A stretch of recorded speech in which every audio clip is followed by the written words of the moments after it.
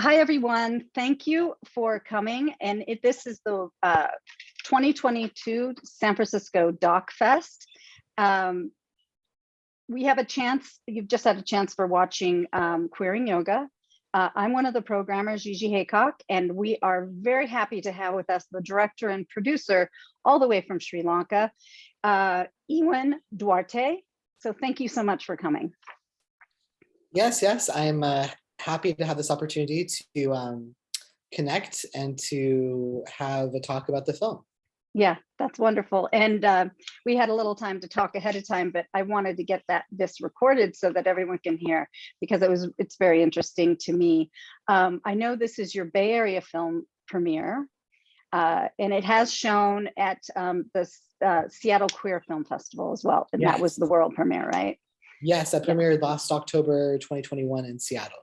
Great. And was that hybrid as well, or were they? It was hybrid as well, but the film was only online because they had because of times of COVID, at times the programming is limited. Right. So. Yeah, we're still in that weird time, but I feel like hybrid gets it out to people that can't attend. So I'm excited about that. Yes. I guess a good place to start for what struck me was there's many themes, right? And but the broader theme for me was gaining control of the stories that you all, that the queer and trans community want to be able to have it as your voice. And why was yoga and a film about yoga the way that you wanted to be able to do that? Yeah, the seeds for the film were planted through classes I would take with one of the participants, Skeeter. So she teaches queer community classes. And so I really appreciate her classes. I love her classes because all kinds of people are there, all ages, all colors, all kinds of people. It's very inclusive, like diverse.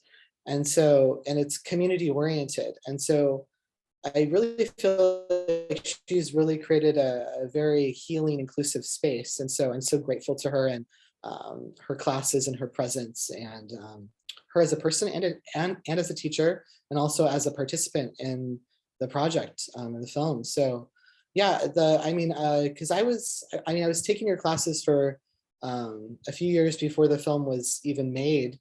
So I feel like those are the seeds that were planted. And so as far as queer trans people, let me just say, as far as queer trans POC people, I feel very strongly that it's important for people to tell their own stories and feel empowered of their narratives.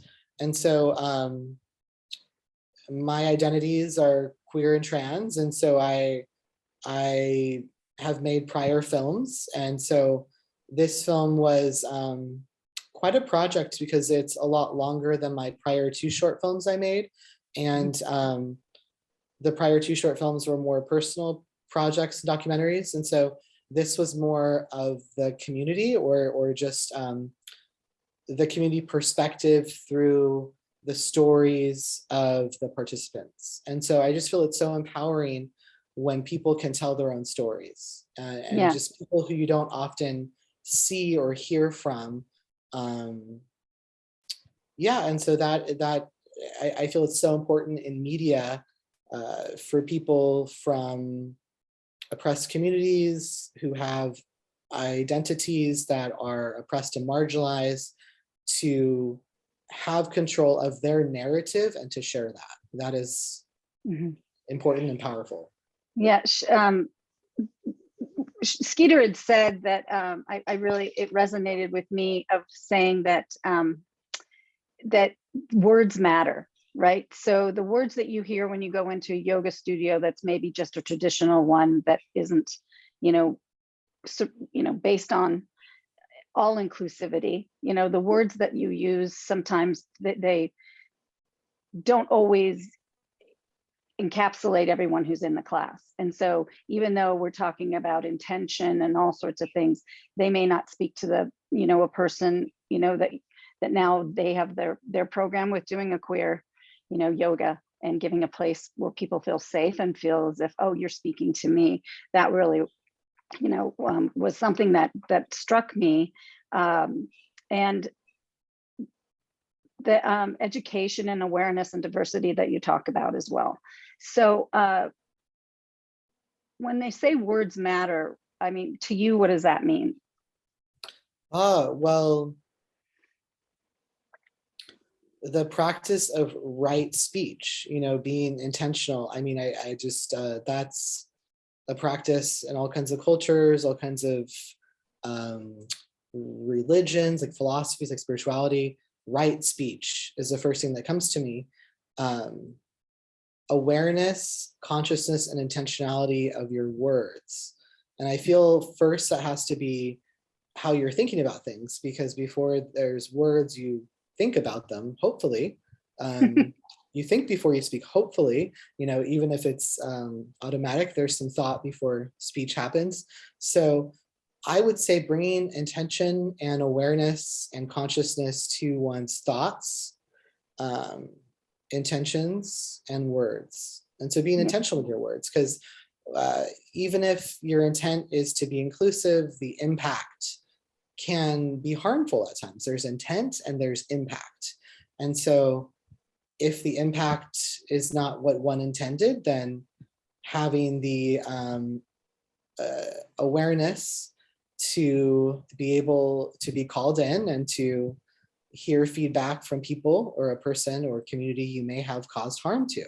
So that takes humility, that takes consciousness, and that takes respect for all kinds of people and cultures. And yeah, so yeah, just yeah, that's what I think of. And I really do feel all of the participants in the documentary are very intentional people, and their words and actions are aligned, and it's just really beautiful to hear their truths and experiences from their perspectives. Right. And they each had individual, I mean, it's like they shared a vision, but at the same time they had their own take on it. One of them, I'm sorry, I'm forgetting his name, but he is Sri Lankan or has Sri Lankan parents. Roshan. Yeah. Roshan, And his take on the colonialization, I think, is an interesting, because I guess I've always thought of it, but it didn't really hit home until listening to what he had to say, coming from the culture that he comes from.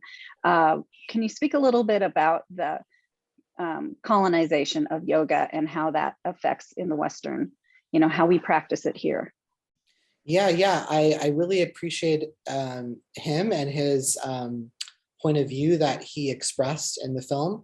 And as far as decolonization, I mean, if you go into a yoga class in the West, it's yoga asana are the classes most often. That's the majority of classes. This is expressed also in the film, like yoga asana, but there's 8 limbs of yoga. So it's not just the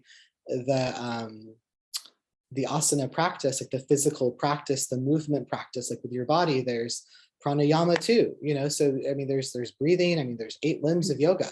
And so I really feel, as a part of being, I feel it's the responsibility of people who are privileged to take yoga classes in the West, to be aware of the history and where yoga comes from, and to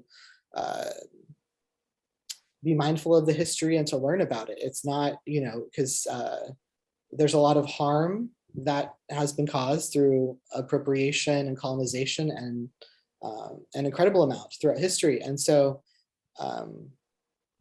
when you're studying yoga or you're taking classes, to learn more of the roots and to have an appreciation for the culture. So I like to say cultural appreciation, but yeah, there's, I feel this project, this film, will be helpful for people to plant seeds of learning and awareness about honoring the history and the roots of the practice of yoga, and to know it comes from India and it's ancient practice, and it is healing too. And it's not just a physical practice. And um, when you cut off that history and that line, there's, there's harm done. So, I mean, Yeah. I'm a yoga practitioner, and yeah, I appreciated all of the participants because they are teachers of yoga.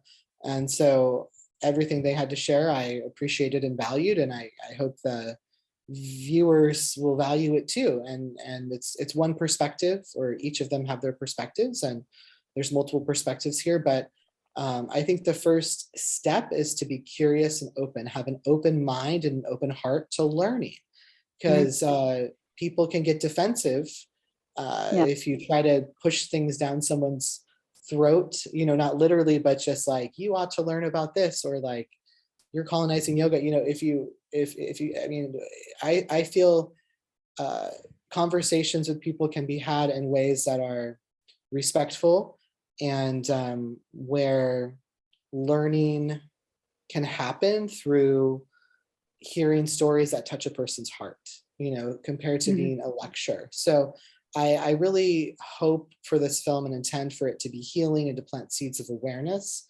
of decolonizing yoga and the history of yoga. And it is a healing practice, and to respect it. Yeah.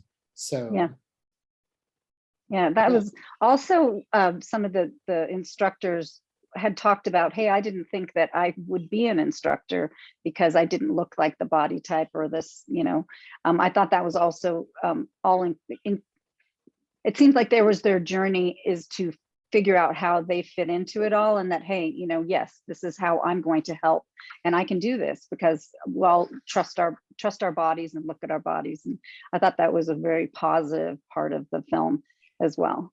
uh, yeah. Yeah, I mean, I feel like it's very human to question oneself, like to doubt oneself, even when you're on that precipice, that threshold of like, can I really do this? Before you reach that next level.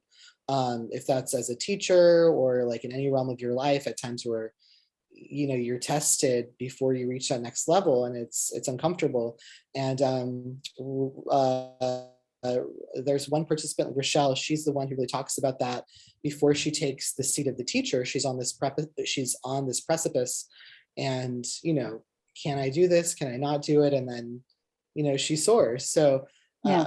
but there are those questions, there is that doubt, and that's very human. And Yeah. being kind to yourself and compassionate. But yeah. Yeah, I just think that um we all need this kind of a film right now. I feel like really that's what struck me. And then you had also talked about setting an intention, and that it put forth in this film to serve the highest interest of all. So that felt very inclusive to me for you to say that, and in the film, and just well, it was basically with words that you put on the screen and stuff. And I thought that was very powerful, intermixed with the beautiful nature that you incorporated while people were speaking about it. I just have to thank you, Ewan. It was a beautiful film. Thank you so much. I appreciate that. Yeah, the film has been a long time coming. From idea to completion was such a journey, a very circuitous one. Um, to make a documentary is not for the faint of heart, really Yeah. blood, sweat, and tears, and really the conviction and the perseverance to believe in your vision, and the trials, the tests, and the lessons. But throughout that process, my intention with Queer in Yoga was to um, bring stories of healing and transformation, and just from the perspective of all of the amazing participants. I just really appreciate, I mean, each of them I truly appreciate, and I feel their words are so powerful. And um, it's also like at times like a very peaceful film as well. Like the images can be very calming and peaceful at times. Or but yeah, my intention was, in the art I make, I intend for healing. And healing can look like planting seeds of conscious awareness in viewers through a good story. Yeah. So the intention I had is to be of service to the highest interest of all. So that was my Yeah. intention, and I hope that's the impact too. Yeah, well, it impacted me that way. And I thank you so much for your time today. I'm so glad. All Yeah, right. I appreciate this time to speak and to express a little bit about the film, and I appreciate all of the viewers viewing the project. And I hope Yeah. you enjoy it, and please spread the word to your loved ones about it. And Yes, you have a lot of good information on a Facebook page and everything. So yes, people should reach out to Queering Yoga for getting more information so we can get this message out there.